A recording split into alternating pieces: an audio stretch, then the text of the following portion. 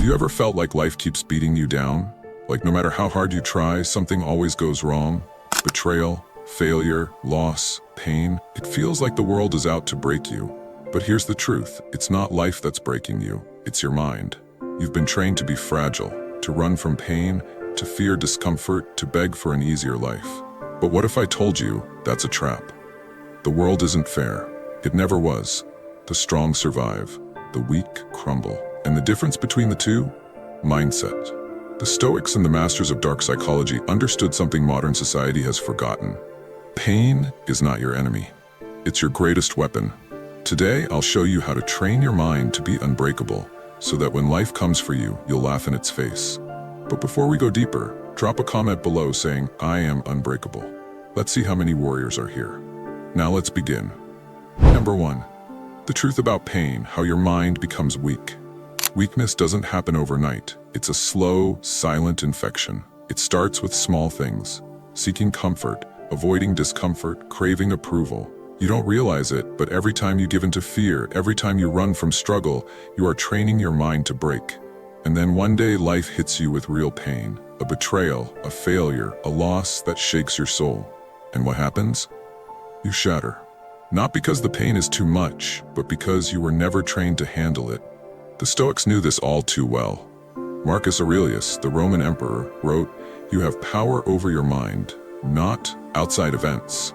Realize this, and you will find strength." But most people do the opposite. They blame life. They wait for circumstances to change. They hope for an easier road instead of becoming stronger themselves. That's why the first step to becoming unbreakable is to stop fearing pain. You must reprogram your mind to see suffering not as destruction, but as transformation. Because pain isn't what makes you weak, it's your resistance to pain that breaks you. If this is hitting deep, comment below, "Pain makes me stronger." Let's see who's truly ready to train their mind. Now let's move to the first law of mental strength, the rule that separates the weak from the strong. Number 2. The first Stoic law, control what you can, let go of the rest. Most people waste their lives fighting battles they were never meant to fight. They obsess over the past, they fear the future. They let other people's opinions, rejection, and failures consume them, and in doing so, they hand over their power. But the Stoics knew the secret to an unbreakable mind. Control what you can, let go of the rest. Epictetus, a former slave who became one of the greatest Stoic philosophers, said, "Some things are up to us, and some things are not. Understand this, you don't control the storm, you control how you stand in it. You don't control who leaves you, who betrays you, or who tries to break you, but you do control how you respond. You don't control whether life is fair, but you do control whether you let it make you bitter or stronger." And here's the harsh truth. If you spend your energy fighting what you can't change, you'll always be weak. If you focus your energy on what you can control, you become unstoppable. So right now ask yourself, what pain am I holding on to that I can't control? What fears am I feeding that I should be starving? Because if you don't master this rule, life will own you. If you're ready to take control of your mind, comment, "I control my mind. My mind doesn't control me." Now let's go deeper into one of the most powerful Stoic techniques to prepare yourself for anything. Number 3. The power of negative visualization, preparing for the worst. Most people live in denial. They hope things will get better. They hope life won't hit them with tragedy. They hope that pain won't come knocking. But the Stoics knew, hope is not a strategy. If you want to train your mind to be unbreakable, you must do what most people fear. You must prepare for the worst. This is called negative visualization. Seneca, one of the greatest Stoic philosophers, practiced it daily. He would imagine losing everything, his wealth, his home, even his life. Not to make himself suffer, but to make himself ready. Because when you've already faced the worst in your mind, nothing can shake you in reality. Think about it. If you knew you could lose everything tomorrow, how would you live today? If you accepted that pain was coming, would you fear it or would you prepare for it? Weak minds ignore reality. Strong minds train for it. So right now, visualize your worst fear. Imagine failing, being betrayed, losing something precious. Let it sink in. Feel the weight of it. Now tell yourself, if this happens, I will endure. I will not break. I will rise again. Because when you make peace with the worst, nothing can scare you anymore. If you're ready to train your mind for anything, comment below. I fear nothing. I am prepared. Now let's take this even further. It's time to rewire your mind using voluntary hardship. Number 4. How to rewire your mind using voluntary hardship. Comfort is a slow poison. The more you seek it, the weaker you become. The more you avoid struggle, the more fragile your mind grows. The Stoics understood this. That's why they practiced hardship before hardship arrived. Marcus Aurelius slept on the floor instead of his royal bed. Seneca wore rags and lived like a beggar, even though he was one of the richest men in Rome. Epictetus, born into slavery, trained his mind to be free, even when his body was chained. Why? Because they knew that the man who chooses suffering before it chooses him is never caught off guard. This is called voluntary hardship. And if you want to train your mind to be unbreakable, you must make yourself uncomfortable on purpose. Wake up earlier than you want. Take cold showers. Fast when you don't have to. Push yourself harder in the gym. Walk in the rain without an umbrella. Do the things that make you uncomfortable. Because discomfort is the training ground of the strong. When you expose yourself to controlled suffering, real suffering doesn't scare you. When life throws you into the fire, you won't beg for mercy, you'll welcome it. If you're ready to embrace hardship and become stronger, comment, I choose struggle. Struggle makes me powerful.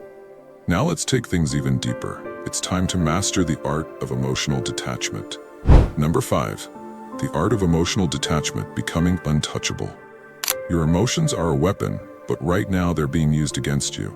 Think about it. What breaks people the most? Anger, fear, sadness, attachment. Someone insults them, they react. Someone leaves them, they fall apart. They fail, they spiral into self-pity. The Stoics mastered the art of emotional detachment. They knew that emotions left unchecked make you weak, but when controlled, they make you unstoppable. Epictetus said, if someone succeeds in provoking you, realize that your mind is complicit in the provocation. No one makes you angry. No one makes you suffer. You allow it. But here's what they never taught you. Emotional detachment is not about being emotionless. It's about being in absolute control. Most people believe they are in control, but in reality, their emotions are pulling the strings. Ever noticed how the world is designed to manipulate your emotions? Social media keeps you angry, outraged, addicted. News keeps you scared, anxious, uncertain. People use guilt, love, and fear to make you act in their favor. You think you're making choices, but you're reacting to the world's game. A single text message can ruin your day. A single rejection can crush your confidence. A single failure can make you quit. But if you learn to detach, nothing can shake you. Observe your emotions like a third person. The moment you feel anger, sadness, or fear, pause. Imagine you are watching yourself from the outside. Detach. Don't react. Just observe.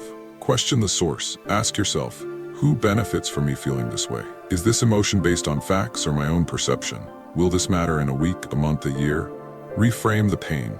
The Stoics believe that nothing is inherently bad, only your interpretation makes it so. Betrayal, a lesson. Failure, a teacher. Rejection, a redirection. Control your body, control your mind. Your emotions are linked to your body. When you're angry, your breathing changes. When you're sad, your posture weakens. The quickest way to regain control? Change your physical state. Slow your breathing. Stand tall. Loosen your muscles. Your mind will follow. Kill the need for validation. The moment you stop seeking approval, you stop being controlled. Stop waiting for texts. Stop seeking praise. Stop craving attention. A Stoic does not need anything external to feel whole. You become a mystery. People try to get a reaction, but you give them nothing. You become a fortress. Rejection, failure, betrayal, they pass through you like smoke. You become dangerous. The world can't shake you, manipulate you, or break you. And that's the ultimate power. If you're ready to stop being ruled by emotions and start ruling your own destiny, comment below, I own my emotions. Nothing controls me. Now let's go even deeper into the dark psychology of mental resilience. Number 6. The dark psychology of mental resilience, what they don't tell you.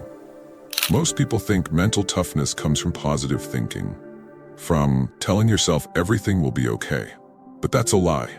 Real resilience, the kind that makes you unbreakable, doesn't come from hope.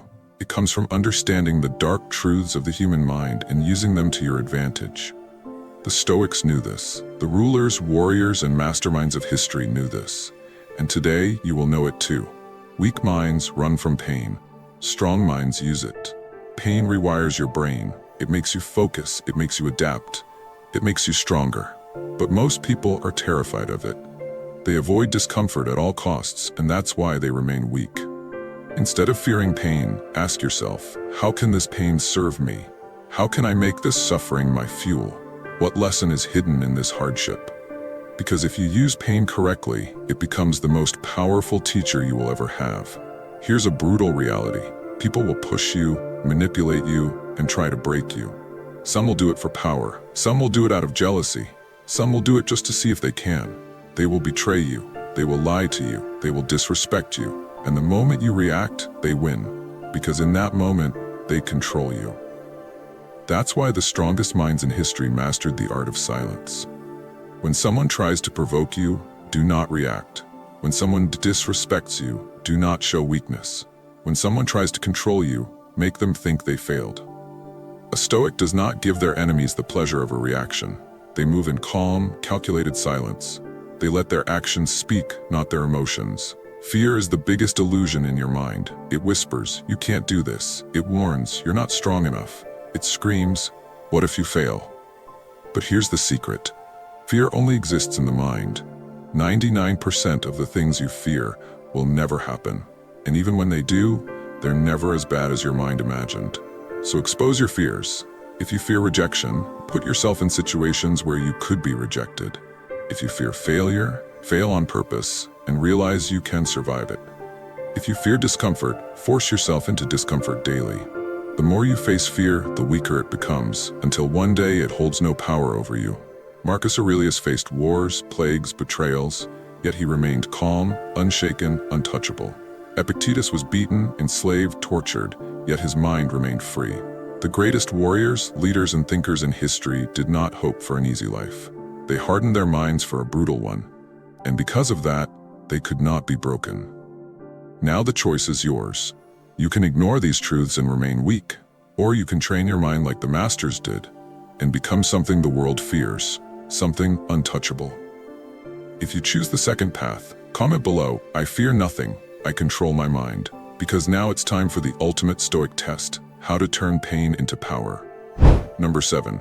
The power of amor fati, why you must love your fate. Most people curse their fate. They ask, why me? Why did this happen? Why can't life be easier? And in doing so, they waste their energy fighting reality. But the Stoics knew the ultimate secret of mental strength. You don't just accept your fate, you love it.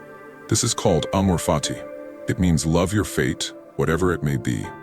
Why? Because resisting life is weakness. Embracing it is power. Marcus Aurelius ruled during war, plague, and betrayal. He could have hated his life, but instead he wrote, a blazing fire makes flame and brightness out of everything thrown into it. Do you understand what that means? A weak mind fights fate. A strong mind absorbs it, transforms it, and uses it. You lost something good? Good, it made you stronger. Someone betrayed you? Good, you now see the truth. You failed? Good, now you know what doesn't work. This is mental alchemy. The ability to turn any event, any pain, any loss into fuel. Stop labeling things as good or bad. Nothing is inherently bad. Only your interpretation makes it so. Instead of saying this is a bad situation, say this is my training. Rewrite the narrative. Every time something painful happens, ask yourself, how can this serve me? How can I grow from this? The moment you do this, you take control.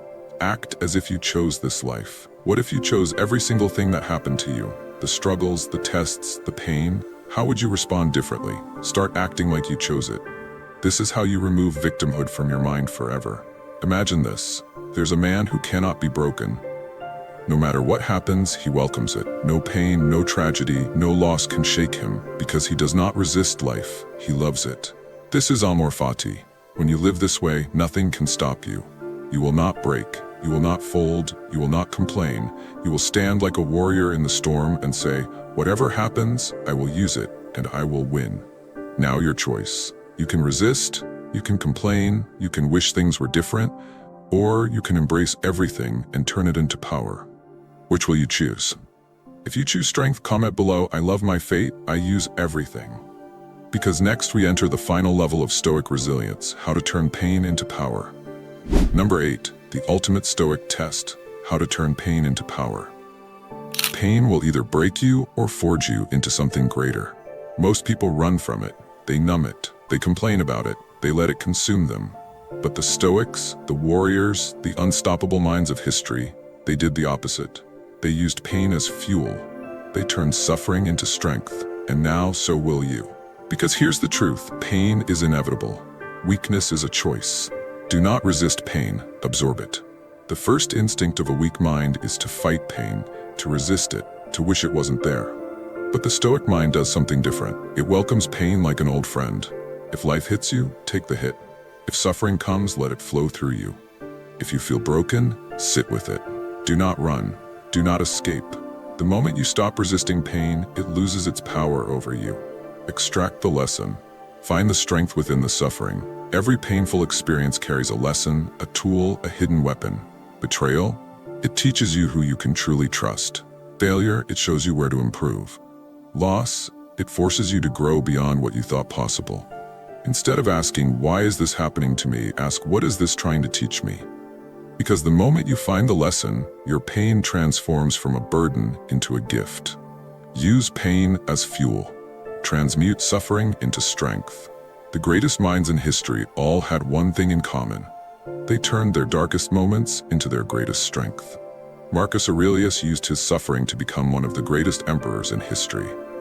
Epictetus, born a slave, used his pain to become one of the greatest philosophers of all time. Nelson Mandela used 27 years in prison to forge a mind so powerful he changed the course of history. Now it's your turn. Take the pain that was meant to break you and use it.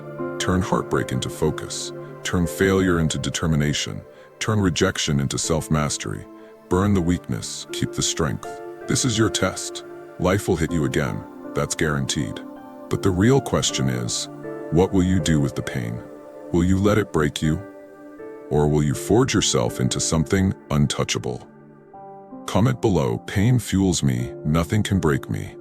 Because now you are ready for the final step, the mindset that will make you unshakable for life. Number 9, embrace the fire, become unbreakable. You've made it to the end, but this is not the end. This is the beginning of a new mindset, the beginning of a mind that cannot be broken, the beginning of a version of you that uses everything, fears nothing, and never folds. Because now you understand something most people never will. Life isn't supposed to be easy. It's supposed to forge you. Most people will never accept this truth. They will keep complaining. They will keep running from pain. They will keep hoping for an easy life instead of becoming strong enough to handle a hard one. But you are not most people. You are here because something inside you refuses to be weak. Something inside you knows that pain is not your enemy, it is your fire.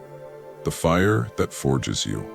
From this moment forward, pain is no longer something to fear. Every struggle is a test of who you really are.